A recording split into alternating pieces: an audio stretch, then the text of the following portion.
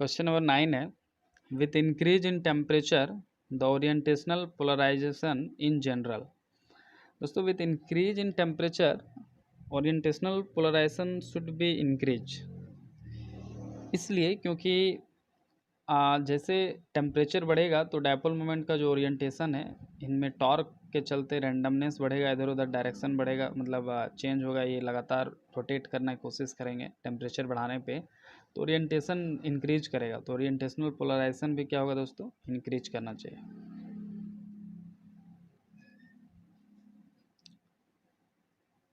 So according to me increase. Next question काफ़ी आसान है दोस्तों, स्टैटिस्टिकल मैकेनिक्स का क्वेश्चन है। The probability of occupation of an energy level E when E minus E F is equal to K T is given by. हमको probability of occupation बताना है of an energy level E, किसी energy level ई का occupation का probability बताना है, लेकिन कब बताना है दोस्तों, जब ई माइनस ई एफ यानी कि Fermi energy is equal to क्या हो, के टी हो। ये कंडीशन दिया हुआ है। यहाँ पे थोड़ा देखिए अच्छा से लिखा हुआ नहीं है, ई एफ एक साथ लिखा गया, दरअसल वो फर्मी एनर्जी है। तो क्वेश्चन में इस तरह के छोटे छोटे चीज़ मिसप्रिंट रहते हैं, आप अपने से समझें। तो हम सबसे पहले इसका जो गिवन है उसको हमने लिख लिया है, E minus E F equal to K T. हमने स्मॉल इस एनर्जी को यहाँ रिप्रेजेंट किया, डजंट मैटर। दोस्तों, जो ऑक्यूपेशन का प्रोबेबिलिटी का फॉर्मूला होता है for energy level E, probability at energy level E according to Fermi Dirac, it is given by 1 by exponential to the power E minus E F by K T plus 1। अब कहते हैं कि 1 by E minus E F का value दे रखा है दोस्तों, E minus E F का वैल्यू दे रखा है क्वेश्चन में, कितना दे रखा है, ई माइनस ई एफ का वैल्यू के टी। तो ई टू द पावर के टी, और ऑलरेडी नीचे में एक के टी है, तो के T by K T plus 1। आप देख सकते हैं के टी कैंसिल हो गया, तो बचा ई टू द पावर 1, तो 1 by two the power 1 plus 1, तो 1 बाई ई का पावर 1 प्लस 1 कितना हो गया दोस्तों, 2.718। कितना हो गया, 1 बाई 2.718। तो इस तरह से आप देख सकते हैं कि 1 बाई 2.718 को अगर आप डिवाइड करेंगे तो आएगा 0.267 टू 0.268। तो probability of occupation for the energy level E is how much, 0.27, rounding up to 2 decimal place. तो ये कितना आ रहा है दोस्तों, इसको हम नहीं देखें, 0.27 आ रहा है, ठीक है, यानी कि लगभग 27%। तो इस तरह से हमारा जो करेक्ट ऑप्शन है, अरे यार,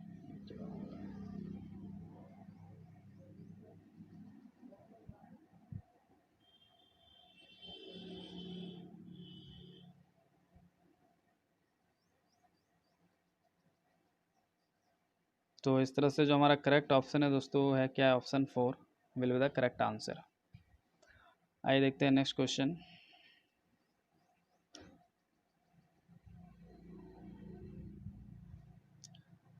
the frequency associated with 20 millimetre wavelength microwave says. दोस्तों, माइक्रोवेव्स का वेवलेंथ दिया हुआ है 20 मिलीमीटर और फ्रीक्वेंसी निकालना है। तो आपको बताते चले कि इनका स्पीड क्या होगा, उसका ज़रूरत पड़ेगा अभी। तो माइक्रोवेव्स और इलेक्ट्रोमैग्नेटिक वेव्स, माइक्रोवेव्स क्या होते हैं दोस्तों, इलेक्ट्रोमैग्नेटिक वेव्स होते हैं, और हम सभी को पता है कि जो इलेक्ट्रोमैग्नेटिक वेव्स हैं उनका स्पीड होता है स्पीड ऑफ लाइट के बराबर, यानी कि 3 × 10⁸ मीटर पर सेकंड। अब आपको यहाँ पे फ्रीक्वेंसी दिया हुआ है, स्पीड भी पता चल गया, क्योंकि माइक्रोवेव क्या है, इलेक्ट्रोमैग्नेटिक वेव, और लैम्डा दिया है और फ्रीक्वेंसी निकालना है। क्वेश्चन में दोस्तों वेवलेंथ 20 मिलीमीटर यानी 20 × 10⁻³ मीटर, ऐसा यूनिट में कन्वर्ट कर लिया। फ्रीक्वेंसी निकालना है, माइक्रोवेव्स और electromagnetic waves, so speed is 3 × 10⁸ metre per second. चूँकि दोस्तों स्पीड इक्वल टू फार्मूला होता है frequency multiplied by wavelength lambda, so यहाँ से इस रिलेशन को यूज करेंगे तो फ्रीक्वेंसी कितना आ जाएगा, speed bye wavelength. Speed microwave का कितना होगा दोस्तों, 3 × 10⁸, और लैम्डा कितना है 20 × 10⁻³ ये हो गया 3 बाई 20 10⁻11 हर्ट्ज। इसको अगर आप डिवाइड करेंगे 3.20 को दोस्तों, तो ये आ जाएगा 0.15, और ये 10⁻11 हर्ट्ज। पॉइंट को अगर 2 डेसिमल तक राइट साइड में ले जाएंगे तो ये 15 10⁻9 हर्ट्ज हो जाएगा। 10�9 जो होता है दोस्तों ये गीगा इसके जगह पे यूज होता है। 10⁻+9 के लिए गीगा और 10⁻−9 के लिए नैनो। ठीक है, याद रखिएगा इसको। तो 15 10⁻9 हर्ट्ज को क्या लिख सकते हैं हम लोग, 15 गीगा हर्ट्ज। क्या लिख सकते हैं इसको, 15 गीगा हर्ट्ज। तो फ्रीक्वेंसी कितना होगा दोस्तों उस माइक्रोवेव का, तो 15 गीगा हर्ट्ज। आशा करता हूँ आपको समझ में आया होगा। आइए देखते हैं इसका आंसर। माफ़ कीजिएगा, बार बार स्लाइड शो में प्रॉब्लम हो रहा है, थोड़ा मैं इसको छोटा कर लेता हूँ, शायद प्रॉब्लम ना हो।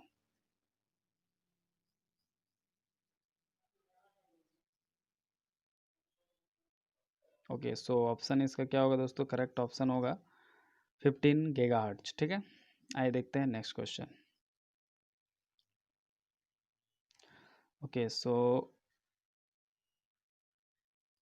Total current density J total equals to, दोस्तों जो टोटल करंट डेंसिटी होता है वो होता है sum of current density due to free charges carriers and displacement current density.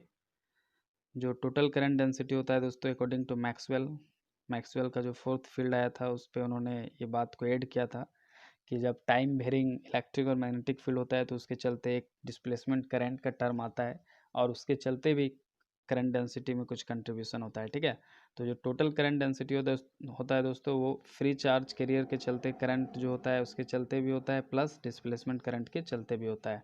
तो ऑप्शन 1 जो होगा दोस्तों इसका करेक्ट ऑप्शन होगा। और ऑप्शन 2 3 4 देखने का कोई मतलब नहीं है। Current density due to free charge carrier only गलत, डिस्प्लेसमेंट करंट डेंसिटी ये भी गलत, नॉन ऑफ दिस ये भी नहीं हो सकता है। ठीक है, तो ऑप्शन ए क्या है दोस्तों इसका करेक्ट ऑप्शन है।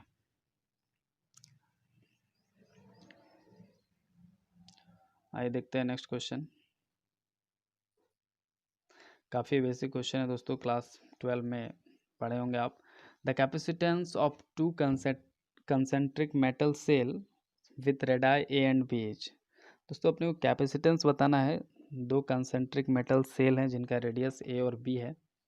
दोस्तों कंसेंट्रिक सेल का मतलब होता है कि उनका कॉमन सेंटर होगा। तो ये देखते हैं। देखिए हमने एज्यूम किया है कि ये ए रेडियस का इनर वाला जो मेटल सेल है ए रेडियस का है और जो आउटर वाला है वो रेडियस बी का है। हमेशा एज्यूम किया कि इनर रेडियस में प्लस क्यू चार्ज है और आउटर रेडियस वाला में यानी कि बी रेडियस वाला में माइनस क्यू चार्ज हो जाएगा इंड्यूस्ड के चलते, जस्ट अपोजिट चार्ज। दोस्तों अपने को पोटेंशियल सबसे पहले अगर निकाल लेंगे सिस्टम का तो काम हो जाएगा। देखिए दोस्तों पोटेंशियल का जो फॉर्मूला होता है V इक्वल टू 1/4πε0 यानी constant K divided Q divided by R। ठीक है, तो सरफेस पे अगर पोटेंशियल निकालेंगे दोस्तों या इनसाइड कहीं पे भी तो ये कितना हो जाएगा 1/4πε0 Q बाय रेडियस A, क्योंकि चार्ज इस पर प्लस है। टोटल पोटेंशियल सिस्टम का कितना हो जाएगा 1/+ हो जाएगा प्लस 1/4πε0। जो बी रेडियस वाला दोस्तों सेल है उस पर चार्ज है -Q, क्योंकि इंड्यूस्ड होगा इस पर अगर प्लस Q है तो बाहर में इंड्यूस्ड होगा कितना हो जाएगा बी रेडियस वाला में ऑटोमेटिक -Q हो जाएगा विथ सेम मैग्नीट्यूड। यहाँ Q है तो यहाँ भी Q होगा लेकिन साइन माइनस होगा। तो सिस्टम का टोटल पोटेंशियल कितना निकल गया दोस्तों 1/4πε0 plus Q by A plus 1/4πε0 minus Q by B. इसको अगर आप ढंग से अगर लिखेंगे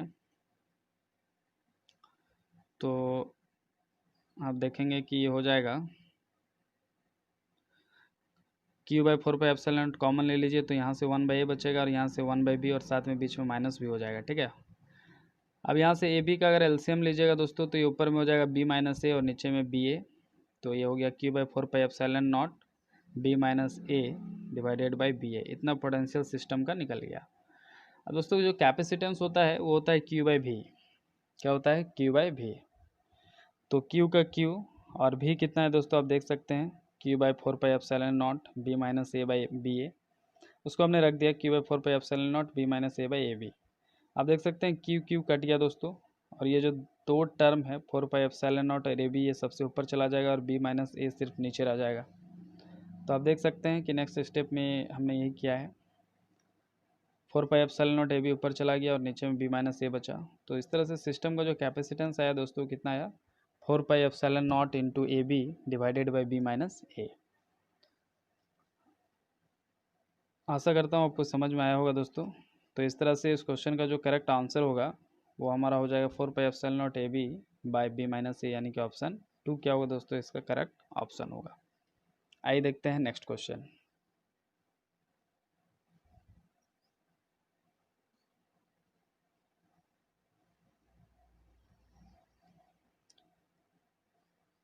नेक्स्ट क्वेश्चन है दोस्तों, for glass air interface refractive index of glass Ng is 1.5 and refractive index of air is 1, Na is 1. For normal incidence the reflection coefficient is, दोस्तों नॉर्मल इंसिडेंस के लिए रिफ्लेक्शन कोफिशिएंट देखिए यहाँ पे air कोई medium है, Na equal to 1, refractive index of air is 1। Glass में मान लीजिए लाइट गिर रहा है, नॉर्मल इंसिडेंस का केस है दोस्तों, तो जिसका रिफ्रैक्टिव इंडेक्स Ng 1.5 दिया हुआ है। तो इलेक्ट्रोमैग्नेटिक थ्योरी में दोस्तों जब अपन रिफ्लेक्शन टॉपिक पढ़ते हैं तो फॉर नॉर्मल इंसिडेंस जो रिफ्लेक्शन का फॉर्मूला होता है दोस्तों, that is n2 minus n1 by n2 plus n1 का होल स्क्वायर, जहाँ पे n1 n2 क्या है दोस्तों, रेस्पेक्टिवली फर्स्ट और सेकंड मीडियम का रिफ्रैक्टिव इंडेक्स। अभी हमारा फर्स्ट सेकंड मीडियम n2 क्या है दोस्तों, ग्लास है 1.5, एयर है 1। अब किसी को भी फर्स्ट सेकंड लीजिए, डजेंट मैटर क्योंकि स्क्वायर है बाहर में, तो आंसर विल रिमेन सेम। तो आप देख सकते हैं n2 n1 हमने फर्स्ट सेकंड और फर्स्ट मीडियम का रिफ्रैक्टिव इंडेक्स को रख दिया, तो 1.5 माइनस 1 0.5 और नीचे में 1.5 प्लस 1 यानी कि 2 हो जाएगा।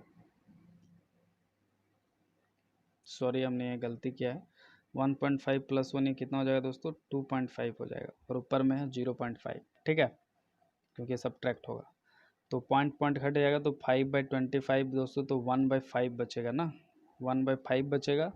और अगर इसका आप कैलकुलेटर से वैल्यू यूज कीजिएगा दोस्तों, तो मुझे लगता है कि ये 0.2 आने वाला है। Yes, 1/5 is how much, 0.2।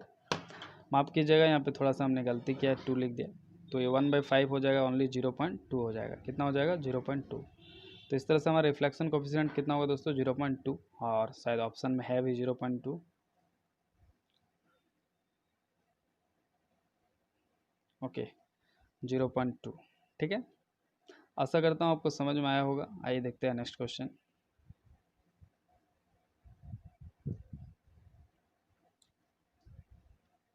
Question number 15, the total energy density associated with an electromagnetic wave in free space is, where ERMS is the RMS value of electric field associated with the electromagnetic wave।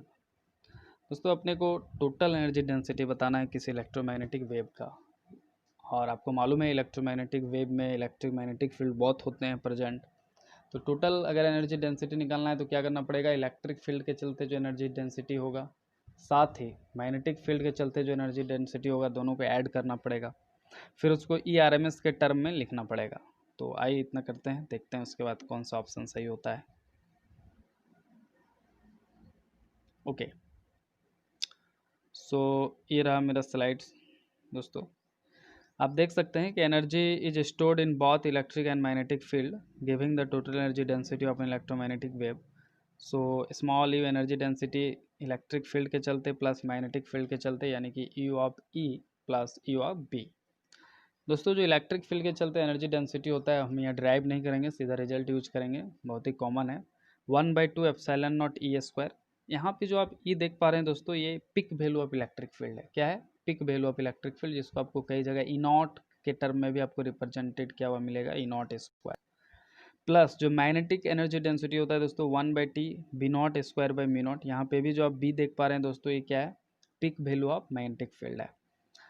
तो अब हम लोग यहाँ से B को हटाना पड़ेगा, तो देखिए क्या कर रहे हैं दोस्तों। आपको ये चीज़ मालूम होगा कि peak value of magnetic field, peak value of electric field में रिलेशन होता है। क्या रिलेशन होता है दोस्तों, मैं आपको यहाँ पे थोड़ा सा दिखाता हूँ, फिर उसको यूज करेंगे दोस्तों। जो peak value of electric field by peak value of magnetic field होता है, वो होता है इज इक्वल टू C। और दोस्तों C कितना होता है आपको ये भी मालूम होगा, C होता है, तो अच्छा यहाँ से आप B निकाल लीजिए, 1 मिनट। तो यहाँ से आप B निकाल लीजिए दोस्तों, peak value of magnetic field को आप क्या लिखेंगे, E/C। E को रहने दीजिए दोस्तों, और C, आप C को क्या ये लिख सकते हैं दोस्तों, 1/√μ0 एप्सिलॉन नॉट। यस, लिख सकते हैं, क्योंकि C इसी के बराबर होता है दोस्तों। 1/√μ0 एप्सिलॉन नॉट दोस्तों, ये सबसे ऊपर चला जाएगा ये, तो E टाइम हो जाएगा √μ0 एप्सिलॉन नॉट। यानी कि जो peak value of magnetic field दोस्तों उसको अपन ये भी लिख सकते हैं, peak value of electric field multiplied by root under mu naught epsilon not.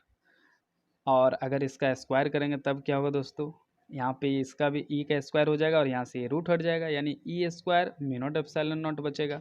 B square का वैल्यू क्या हो जाएगा, E square mu naught epsilon naught, root हट जाएगा और ई में स्क्वायर हो जाएगा। तो आप देखिए उसी को हम लोग क्या करने वाले हैं दोस्तों, पुट करने वाले हैं, क्योंकि आंसर सिर्फ इलेक्ट्रिक फील्ड के टर्म में देना है।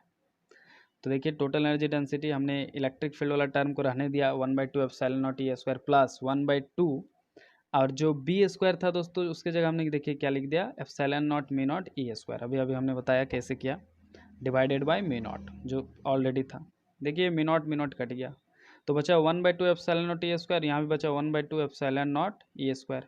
तो 1/2 epsilon not E square 1/2 epsilon not E square मिलकर कितना हो गया दोस्तों, only E not E square. Half plus half कितना हो जाएगा, फुल हो जाएगा, यानी ई नॉट ई स्क्वायर बचेगा दोस्तों। तो इस तरह से एनर्जी डेंसिटी कितना आ गया दोस्तों, ई नॉट ई स्क्वायर। यहाँ पे जो ई है दोस्तों आपको ध्यान रहे कि ये क्या है, peak value of electric field है। क्या है, peak value of electric field है। लेकिन आपको जो आंसर्स देना है दोस्तों वो RMS value of electric field के टर्म में देना है। तो अब peak value of RMS value में आपको रिलेशन मालूम होना चाहिए। तो आपको बताते चलें कि जो ई आरएमएस होता है दोस्तों वो कितना होता है, E not by root two होता है। पिक वैल्यू का √1/√2 टाइम होता है। अभी हमारा ई नॉट नहीं, ई है पिक वैल्यू, तो E/√2। तो यहाँ से अगर आप ई निकालेंगे दोस्तों, पिक वैल्यू को अगर आप आरएमएस के टर्म में लिखना चाहेंगे तो ई इक्वल टू कितना हो जाएगा, √2 टाइम ए आरएमएस। कितना हो जाएगा, √2 टाइम ई आरएमएस। तो यहाँ पे जो आप ई देख रहे हैं दोस्तों उसके जगह आपको क्या रखना पड़ेगा, √2 टाइम ई आरएमएस। तो अगर आप यहाँ से ई स्क्वायर लेंगे दोस्तों तो ये √2 का स्क्वायर और ये ई आरएमएस का स्क्वायर। तो √2 का स्क्वायर हो जाएगा दोस्तों 2 हो जाएगा, और ई आरएमएस का स्क्वायर कितना हो जाएगा, ई आरएमएस स्क्वायर। तो कैपिटल ई स्क्वायर की जगह क्या लिख सकते हैं, 2 टाइम ई आरएमएस का स्क्वायर, और एप्सिलॉन ऑलरेडी मौजूद है। आशा करता हूँ आपको समझ में आ रहा होगा। तो ई आरएमएस के टर्म में हमारा आंसर क्या हो जाएगा दोस्तों, energy density E is equal to क्या हो जाएगा, एप्सिलॉन नॉट, और peak value of E square की जगह 2 टाइम्स ई आरएमएस स्क्वायर, क्योंकि √2 ई आरएमएस का स्क्वायर से √2 का 2 हो जाएगा स्क्वायर, और ई आरएमएस स्क्वायर का ई आरएमएस स्क्वायर। तो energy density in terms of E RMS square कितना आएगा दोस्तों, इलेक्ट्रोमैग्नेटिक वेव के लिए 2 एप्सिलॉन नॉट ई आरएमएस का होल स्क्वायर। अब आइए देखते हैं कौन सा ऑप्शन सही है, उसको मैच करते हैं।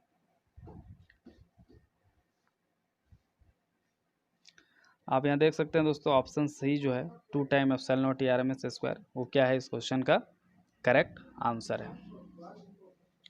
आइए देखते हैं नेक्स्ट क्वेश्चन।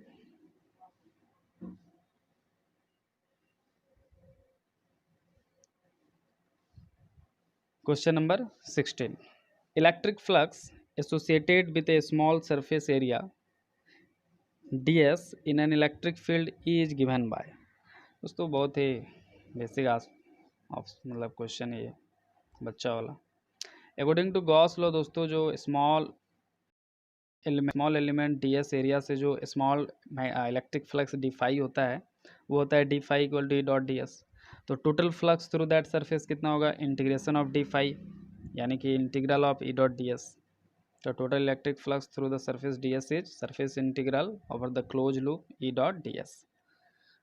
तो इस क्वेश्चन का सही आंसर क्या होगा दोस्तों, ऑप्शन 3 जो होगा, ई dot D S integral is the will give us the total flux through the surface D S.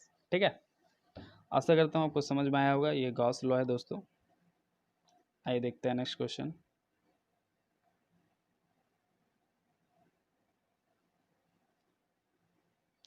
If a Gaussian surface encloses no charge, which of the following is true for a point inside it? बहुत ही बढ़िया question है दोस्तों, मैं आपको बताता हूँ अभी। देखिए मान लिया कि ये हमारा जो कैपिटल आर रेडियस वाला आपको दिख रहा होगा उसको हमने गॉसियन सरफेस माना है, जिसका रेडियस कैपिटल आर है। इसके अंदर कोई चार्ज नहीं है, Q इक्वल टू 0 है। ठीक है, इनसाइड कोई चार्ज नहीं है। अब इसके अंदर हमने एक पॉइंट माना है दोस्तों, जिसको आर रेडियस का हमने स्मॉल आर रेडियस का स्फीयर सर्किल माना है। दोस्तों आपको बताते चलें कि हमारा इलेक्ट्रिक फील्ड जो होता है दोस्तों, इनसाइड अगर कोई चार्ज नहीं है तो चूंकि Q 0 हो जाएगा इनसाइड में, तो हमारा इलेक्ट्रिक फील्ड क्या हो जाएगा, 0 हो जाएगा। लेकिन आपको ये बताते चलें कि जो हमारा पोटेंशियल है, इलेक्ट्रिक पोटेंशियल, वो इनसाइड जो किसी भी पॉइंट पे, मान लीजिए आपके पास आर रेडियस का स्फीयर है, तो इनसाइड किसी भी पॉइंट का अगर आप पोटेंशियल कैलकुलेट कीजिएगा दोस्तों, तो ये वो ही पोटेंशियल होगा जो इसके सरफेस पे होगा। तो फार्मूला भी यही होता है दोस्तों, इनसाइड आप पोटेंशियल लिखिएगा तो ये इतने होगा, V इक्वल टू के क्यू बाई कैपिटल आर होगा। आप क्यों ना आप सेंटर से स्मॉल आर डिस्टेंस पे ही पोटेंशियल निकाल रहे हैं, लेकिन यहाँ पे स्मॉल आर नहीं होता है, इनसाइड में वो कैपिटल आर होता है, मतलब जो सरफेस पे पोटेंशियल होता है वही इनसाइड होता है। यानी कि जब चार्ज जीरो है दोस्तों इनसाइड, तो भी पोटेंशियल होता है और वो कांस्टेंट होता है, यूनिफॉर्म होता है इनसाइड, ठीक है। तो potential should not be zero, spite of charge is zero inside the shell. Charge inside में जीरो हो जाए तब भी पोटेंशियल जीरो होने वाला है नहीं, वो उतना ही होगा जितना सरफेस पे है, कांस्टेंट होता है। लेकिन हाँ, इलेक्ट्रिक फील्ड जीरो हो जाता है क्योंकि चार्ज जीरो हो जाता है। समझ पा रहे हैं, क्योंकि सरफेस पे कुछ और इलेक्ट्रिक फील्ड होगा, इनसाइड कुछ और होगा, आउटसाइड कुछ और होगा। लेकिन पोटेंशियल आउटसाइड कुछ और होगा, लेकिन सरफेस और इनसाइड पे सेम होता है। तो इलेक्ट्रिक फील्ड चूँकि चार्ज अंदर में कुछ भी है नहीं, तो इलेक्ट्रिक फील्ड जीरो हो जाएगा दोस्तों, लेकिन पोटेंशियल जीरो होने वाला नहीं है, क्योंकि हमारा पोटेंशियल जितना सरफेस पे होता है उतना ही होगा। तो हमारा सही ऑप्शन क्या होगा दोस्तों, electric field must be zero, yes. Electric potential is zero, wrong. Electric field and potential are zero, wrong. None of this is also wrong. तो ऑप्शन ए क्या होगा दोस्तों, करेक्ट ऑप्शन होगा। आइए देखते हैं next question.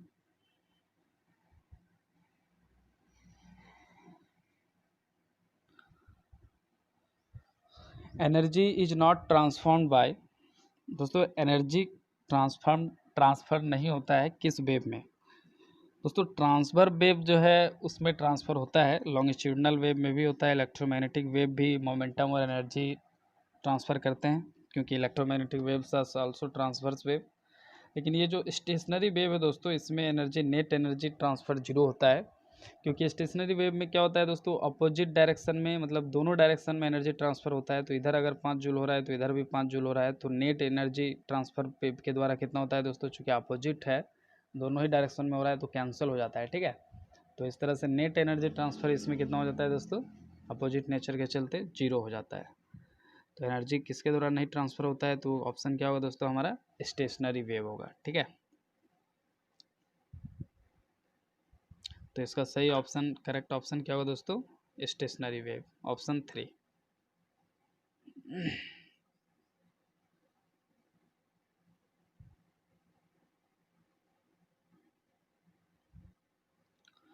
Question number 19, the relation between permeability and susceptibility in CGS system is. दोस्तों mu is equal to होता है मी नॉट 1 प्लस काई, नहीं, ये नहीं, ये ऑप्शन 4 इसका क्या है दोस्तों, सही ऑप्शन है। मी इज इक्वल टू होता है 1 प्लस काई, जहाँ पे म्यू क्या है दोस्तों, रिलेटिव परमेबिलिटी, क्या है, रिलेटिव परमेबिलिटी, म्यू आर लिख देना चाहिए हमें। लेकिन यहाँ पे तो चूँकि बोला नहीं दोस्तों, सिर्फ म्यू को परमेबिलिटी बोला है, मीडियम का परमेबिलिटी होगा, तो mu by mu naught mu R होता है दोस्तों, is equal to 1 plus chi. तो म्यू अगर मीडियम का परमेबिलिटी है तो मी नॉट से मल्टीप्लाई होना चाहिए, यानी कि ऑप्शन ए क्या होगा दोस्तों, करेक्ट ऑप्शन होगा। लेकिन रिलेटिव परमेबिलिटी बोलता तो मी बाई मी नॉट, ये मी नॉट इधर आ जाता और ये me by mu not relative permeability बन जाता, लेकिन फिलहाल तो बोला नहीं है। तो ऑप्शन के ए क्या होगा दोस्तों, इसका करेक्ट आंसर होगा। शायद हमने पीडीएफ में गलत लिख दिया है, सॉरी फॉर दैट। ये मी नॉट भी यहाँ पे होगा, ठीक है, हमने म्यू आर समझ के ऐसा लिखा। तो आइए देखते हैं नेक्स्ट क्वेश्चन, इसके बाद काफ़ी आसान था वो। ये भी काफ़ी आसान क्वेश्चन है दोस्तों, straight forward one liner question है। लॉरेंज यूनिट इज, दोस्तों जो लॉरेंज यूनिट है वो होता है ई बी बाई 4πmc²। तो इसको आप याद रख लें, ये क्वेश्चन भी रिपीट हो चुका है। ई एच बाई 4πm² को कहीं पे देखेंगे बी के जगह एच यूज करते हैं मैग्नेटिक फील्ड के जगह पे, हालांकि दोनों में डिफरेंस है एक म्यू का। नेक्स्ट क्वेश्चन है दोस्तों, the unit of magnetic moment. दोस्तों यूनिट ऑफ मैग्नेटिक मोमेंट एक होता है बोर मैग्नेटॉन भी होता है, ठीक है। क्या होता है, bore magneton is the unit of magnetic moment, atomic physics में ये होता है दोस्तों। लेकिन अगर हम लोग यूनिट का थोड़ा सा बात कर ले मैग्नेटिक मोमेंट, तो मैग्नेटिक मोमेंट कैपिटल एम होता है दोस्तों, आई ए, आई दोस्तों करंट होता है, ए एरिया होता है। तो आई का दोस्तों एम्पियर हो जाएगा और ये एरिया का मीटर स्क्वायर, यानी एम्पियर मीटर स्क्वायर। ठीक है, तो यहाँ पे हमको कोई ऑप्शन ऐसा दिख नहीं रहा है। और साथ ही ये बोर मैग्नेटॉन एटॉमिक फिजिक्स में एक यूज होता है, मैग्नेटिक मोमेंट का यूनिट के रूप में, म्यू बी के रूप में इसको रिप्रेजेंट करते हैं। तो ये इसका करेक्ट ऑप्शन होना चाहिए मेरे विचार से। Option 4 is the correct one. आइए देखते हैं नेक्स्ट क्वेश्चन दोस्तों। Bohr magneton, okay. The SI unit of magnetic field B is, तो ये तो सबको मालूम है SI यूनिट क्या होता है, मैग्नेटिक फील्ड का टेस्ला। गॉस इलेक्ट्रिक फ्लक्स का होता है, आई थिंक ये CGS यूनिट होता है गॉस, नहीं आई थिंक सो, पता नहीं। और ये ampere metre square magnetic moment का होता है। तो अभी के लिए फ़िलहाल के लिए आप याद रखें यूनिट ऐसे, फिलहाल के लिए tesla is the correct answer.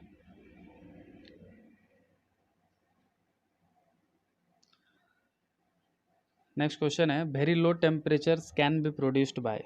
दोस्तों it can be produced by adiabatic demagnetisation of a paramagnetic salt. सबसे पहले 1926 में डिवाइज ने इस थ्योरी को दिया था, इसमें काम किया था।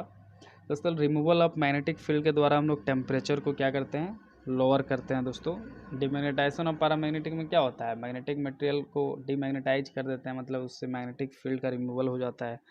तो इस तरह से हमारा जो सुपर कंडक्टिविटी है दोस्तों, वहाँ पे भी मैग्नेटिक फील्ड जब एक्सपैल्ड करने लगता है तो वो टेम्परेचर कम हो जाता है। ठीक है, तो टेम्परेचर कम होगा कब, adiabatic demagnetisation of paramagnetic salt, मतलब डीमैग्नेटाइजेशन में, एडियाबेटिक डीमैग्नेटाइजेशन में। ठीक है, तो इसको आप याद रखें।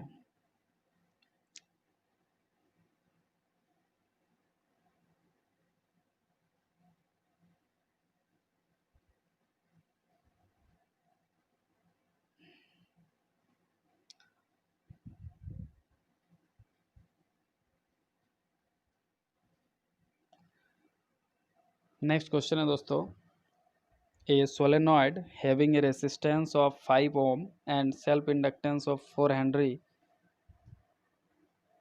is connected to a battery of EMF 10 volt and negligible resistance. After how long current will become 1 ampere in it? दोस्तों इस क्वेश्चन को देखिए हमने यहाँ सॉल्व कर रखा है, सबको आप ना देखें। रेसिस्टेंस दिया हुआ है 5 ओम, EMF 10 वोल्ट दिया है दोस्तों, L 4 हेनरी दिया है। कह रहा है कि जब करंट 1 एम्पियर हो जाएगा तब टाइम कितना लगेगा, मतलब करंट को 1 एम्पियर होने में टाइम कितना लगेगा। ये L और R जो है दोस्तों इस सीरीज में है। ठीक है, हमने सर्किट नहीं बनाया, आप समझ पा रहे होंगे सीरीज में है दोस्तों। जो ग्रोथ या डिके का जो फार्मूला होता है दोस्तों एल आर सर्किट में, वो होता है I equal to I naught 1 minus E to the power minus R T by L, equation 1। जहाँ पे आई नॉट क्या हो दोस्तों, पिक वैल्यू ऑफ करंट होता है। तो आई नॉट इक्वल टू क्या हो जाएगा दोस्तों, वी बाई आर, यानी कि M F by R. M F दिया है देखिए 10 वोल्ट और रेसिस्टेंस दिया है 5 ओम, तो ये 2 एम्पियर हो गया। ठीक है, अब आई नॉट निकल गया 2 एम्पियर जो गिवन है, और अब हमको वो टाइम बताना है जब ये हमारा आई जो है वो कितना हो जाएगा, 1 एम्पियर हो जाएगा। यानी कि आई 1 एम्पियर पुट कर देंगे, आई नॉट 2 एम्पियर रख देंगे, आर और एल दिया हुआ है तो टी निकालना है। ठीक है, तो आइए इसको सॉल्व करते हैं।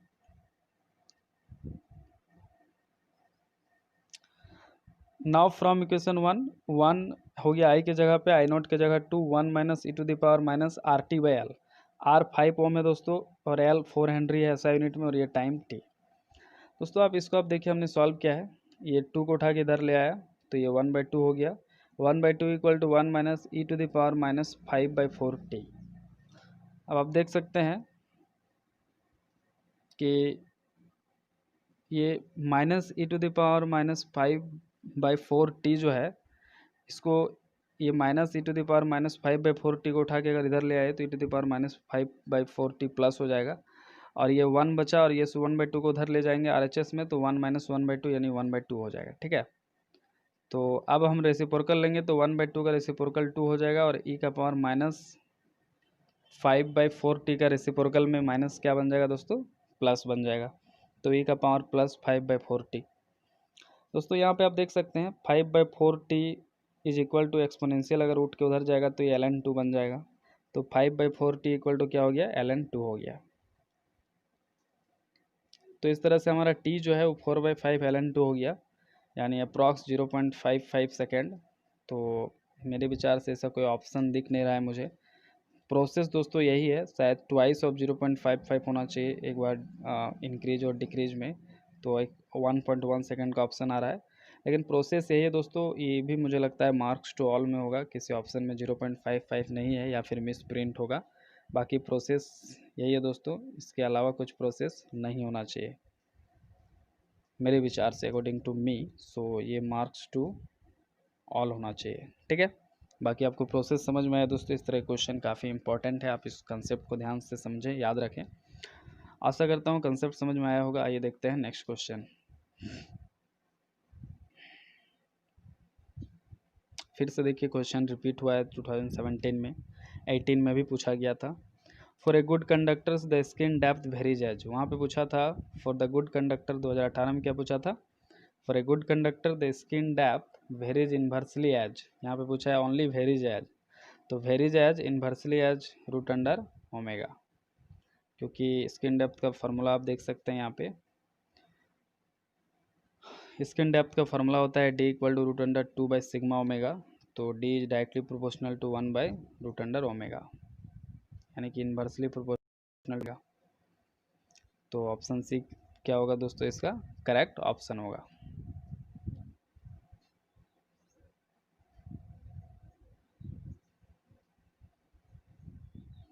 Question number 27, the quality factor circuit is given bye. दोस्तों क्वालिटी फैक्टर जो है ये डिफाइन ही होता है, मैं यहाँ पे आंसर नहीं लिखा हूँ, मैं यहाँ दिखाता हूँ। क्वालिटी फैक्टर अगर LCR सीरीज सर्किट है दोस्तों, तो इसका फार्मूला होता है it is defined as XL by R, और एक्सएल कितना होता है दोस्तों, omega L by R. XL क्या है दोस्तों, ये है इंडक्टिव रिएक्टेंस, मतलब इंडक्टर जो है कॉइल जो है उसके थ्रू जो रेसिस्टेंस है, और एक्सएल का वैल्यू होता है ओमेगा इंटू एल, जहाँ पे ओमेगा क्या है दोस्तों, अप्लाइड वोल्टेज का एंगुलर फ्रीक्वेंसी, और एल क्या है, इंडक्टेंस ऑफ द इंडक्टर या कॉइल, और आर रेसिस्टेंस है। तो क्वालिटी फैक्टर दोस्तों LCR सीरीज सर्किट में कितना होता है, एक्सएल बाई आर यानी ओमेगा एल बाई आर। इसको याद रखें दोस्तों, बहुत ही बेसिक फार्मूला है लेकिन बहुत ही इंपॉर्टेंट है। तो करेक्ट ऑप्शन क्या हो जाएगा दोस्तों, ऑप्शन 3। आशा करता हूँ समझ में आया होगा। आइए देखते हैं नेक्स्ट क्वेश्चन।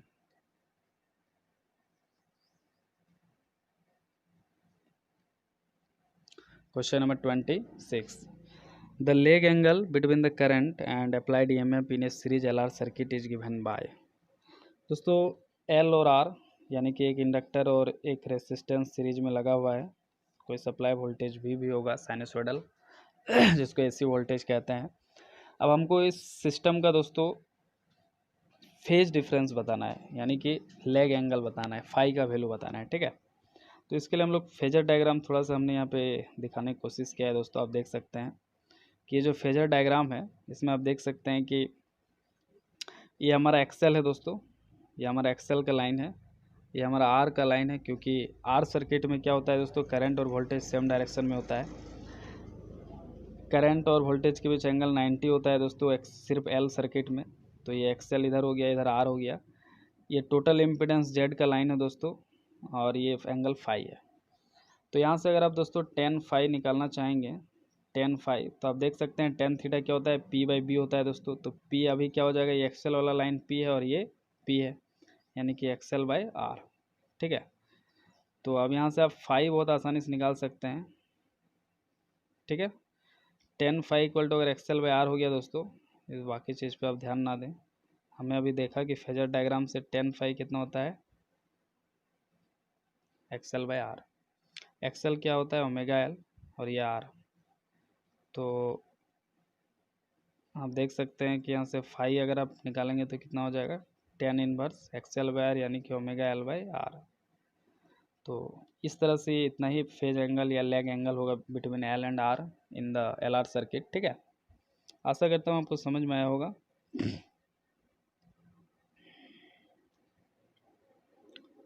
यानी कि tan inverse omega L by R, option 2 will be the correct option. आइए देखते हैं next question.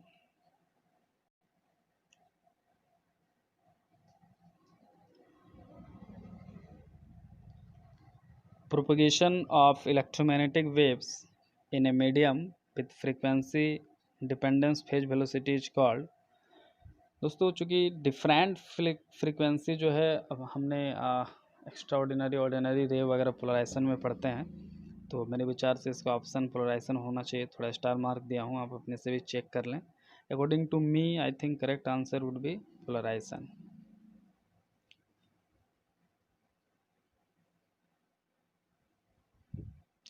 Okay, next question है, if sigma be conductivity and epsilon permittivity of a medium with sinusoidal time varying electric field E of angular frequency omega, then the ratio of displacement current density to the conduction current density will be।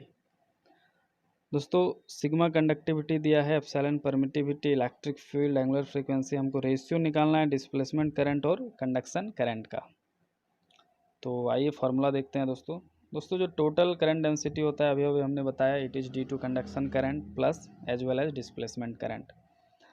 और जो conduction current होता है दोस्तों, JC current density का conduction current density यानी कि जेसी, वो होता है सिग्मा ई, जहाँ पे सिग्मा क्या है दोस्तों, कंडक्टिविटी है, और ई क्या है, इलेक्ट्रिक फील्ड है।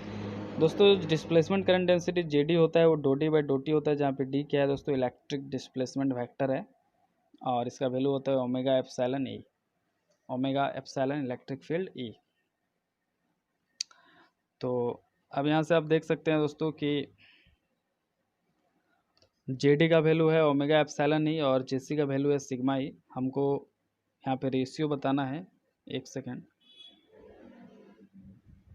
The ratio of displacement current density to the conduction current density बताना है, यानी कि हमने गलत ले लिया है दोस्तों रेशियो। हमको जे डी बाई जे सी का रेशियो बताना है, यानी कि ओमेगा एप्सिलॉन ई हो जाएगा जे डी का कंडक्शन करंट डेंसिटी, और convection current displacement current density हो गया ओमेगा एप्सिलॉन इलेक्ट्रिक फील्ड ई, और जो कंडक्शन करंट डेंसिटी है वो कितना है, सिग्मा इंटू इलेक्ट्रिक फील्ड ई। ये कट गया दोस्तों, तो बचा ओमेगा एप्सिलॉन बाई सिग्मा। यहाँ पे रेशियो हमने उल्टा लिया है दोस्तों, ओमेगा एप्सिलॉन बाई सिग्मा होगा इसका सही आंसर, यानी कि ऑप्शन 3 नहीं होगा। आइए चेक कर लेते हैं जस्ट इसका उल्टा वाला ऑप्शन, यानी कि omega epsilon by sigma.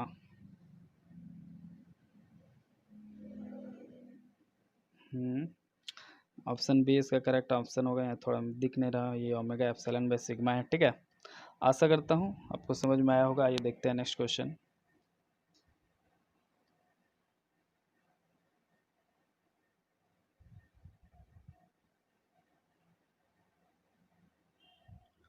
Question number 114, an electromagnetic wave going through vacuum is described bye E equal to E naught sin kx minus omega t and B equal to B naught sin kx minus omega t, then which of the following is true।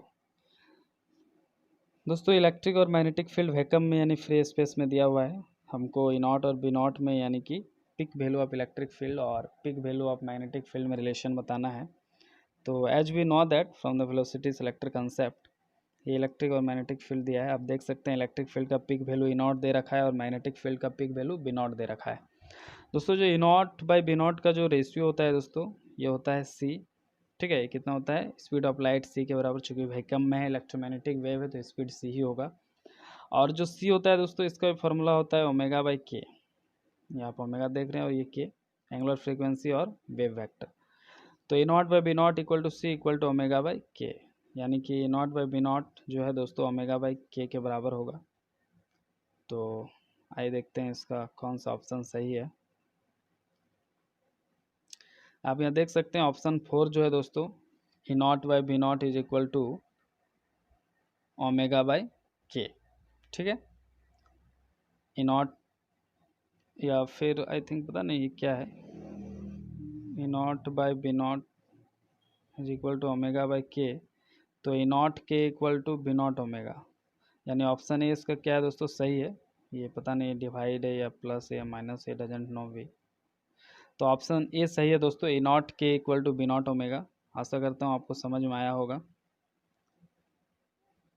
A naught K equal to B naught omega सही option होगा इसका, ठीक है। आज के लिए इतना ही दोस्तों, मिलते हैं नेक्स्ट लेक्चर में, तब तक के लिए बने रहिए हमारे साथ और कोविड-19 से अपने आप को, अपने परिवार को सुरक्षित रखिए।